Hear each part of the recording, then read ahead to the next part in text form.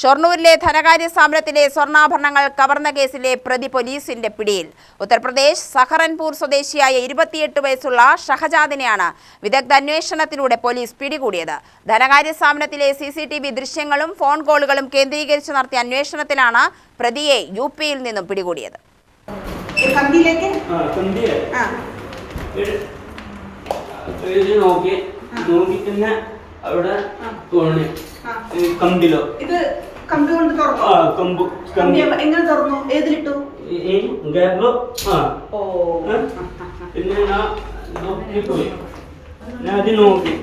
Strong ഉണ്ട്, cutting ഇല്ല, പൊട്ടിയില്ല. Next out പോയി ലാസ്റ്റ് ടൈം അത് നോക്കി. മാർച്ച് 18 പുലർച്ചെ 2 മണിക്കാണ് കേസിനാസ്പദമായ സംഭവം. ഷൊർണൂരിലെ ധനകാര്യ സ്ഥാപനത്തിൽ കയറി സ്വർണ്ണാഭരണങ്ങൾ മോഷ്ടിച്ച കേസിലാണ് പ്രതി ഷഹജാദ് പോലീസിന്റെ വലയിലായത്.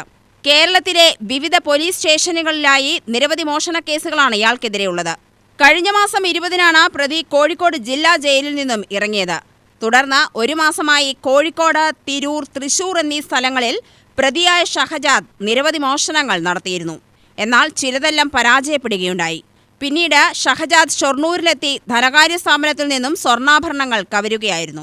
CCTV ദൃശ്യങ്ങളും ഫോൺ കോളുകളും കേന്ദ്രീകരിച്ച് നടത്തിയ അന്വേഷണം UP-യിലേക്ക് ചെന്നെത്തുകയായിരുന്നു. മോഷ്ടിക്കപ്പെട്ട സ്വർണ്ണാഭരണങ്ങൾ പ്രതി സാദിഖ് എന്നയാൾക്ക് വിറ്റുവെന്ന് പോലീസിന് മൊഴി നൽകി. തുടർന്ന് സാദിഖിനെ കണ്ടെത്തുകയും ഇയാളിൽ നിന്നും ലഭിച്ച വിവരമനുസരിച്ച് 1 വർഷത്തോളമായി ഷഹജാദിനെ കണ്ടിട്ടെന്നും സാദിഖ് പോലീസിന് മൊഴി നൽകുകയായിരുന്നു.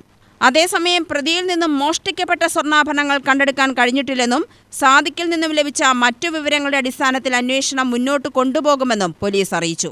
DYSP Saju K. Abraham, CI Vishnu, SI Ashwin, ASI-മാരായ Anilkumar, Abdul Rasheed, senior civil police ഓഫീസർമാരായ റിയാസ്, ജയരാജ്, രവി, സജീഷ് എന്നിവരുടെ നേതൃത്വത്തിലായിരുന്നു അന്വേഷണം.